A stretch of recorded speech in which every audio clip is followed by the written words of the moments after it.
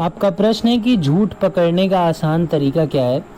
तो देखिए, मेरे पास ऐसा कुछ ट्रिक है, मैं अक्सर लोगों को यूज़ करता हूँ उनका झूठ पकड़ने में। और कई बार तो मैं इंटरव्यूज़ में भी यूज़ करता हूँ ये झूठ जो है लोगों का पकड़ने में, और बड़ा ही कारगर है। और बहुत ही मतलब आसानी से लोग जो हैं वो फंस जाते हैं। तो चलिए मैं आपको 3 तरीके बताता हूँ झूठ पकड़ने के, जो मेरे मतलब जो मैंने पर्सनल मेरा एक्सपीरियंस है उसके हिसाब से। पहली चीज़ तो ये है कि आपको करना ये है कि जो इंसान आपसे बातचीत कर रहा है उसकी आंखों पर आप विशेष ध्यान दीजिए। बातचीत के दौरान अगर उसकी आंखें जो हैं दाहिनी तरफ मुड़ रही हैं और वो लगातार जो है नज़र नहीं मिला पा रहा है, तो तुरंत समझ जाइए कि वो आपसे झूठ बोल रहा है। क्योंकि सच बोलने के लिए सोचना नहीं पड़ता है और झूठ बोलने के लिए दिमाग ज़्यादा लगाना पड़ता है, तिकड़म लगाना पड़ता है। इस वजह से जो है बहुत सारी चीज़ें छुपाना पड़ता है, जुगाड़ खोजना पड़ता है। यही वजह है कि झूठ छिपाने के लिए हज़ारों नए झूठ बोलने पड़ते हैं।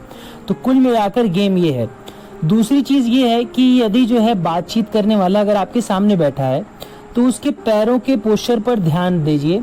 यदि वो पैरों को हिला रहा है तो ये भी झूठ बोलने का संकेत है। इसके अलावा पैरों को फोल्ड करके बैठा है तो इसका मतलब यह है कि वो कुछ घबराया हुआ है, डरा हुआ है और जल्दी से बातचीत खत्म करने के लिए उत्सुक है। तो ये भी कम जो है वो एक प्रकार का झूठ बोलने का ही संकेत है।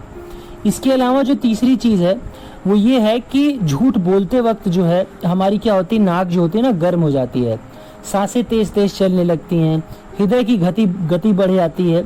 यही सब चीज़ों को जो लाई डिटेक्टर नाम की जो चीज़ जो है ना, जो आपने सुना होगा नाम, वो बिल्कुल इसी सिद्धांत पर काम करता है। यह यंत्र जो है झूठ बोलने वाले के हृदय की गति को माप लेता है।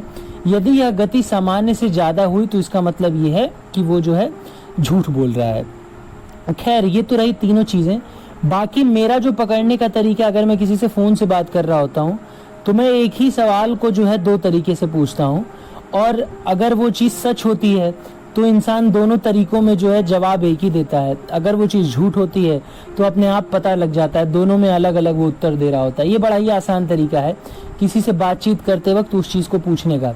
और बातचीत में प्रश्न आप ऐसे अचानक से पूछिए, मतलब बात कुछ और करें, अचानक से बीच में पूछ देंगे तो बंदे को सोचने का बिल्कुल समय नहीं मिलेगा और उस समय वो आसानी से बक देगा। धन्यवाद।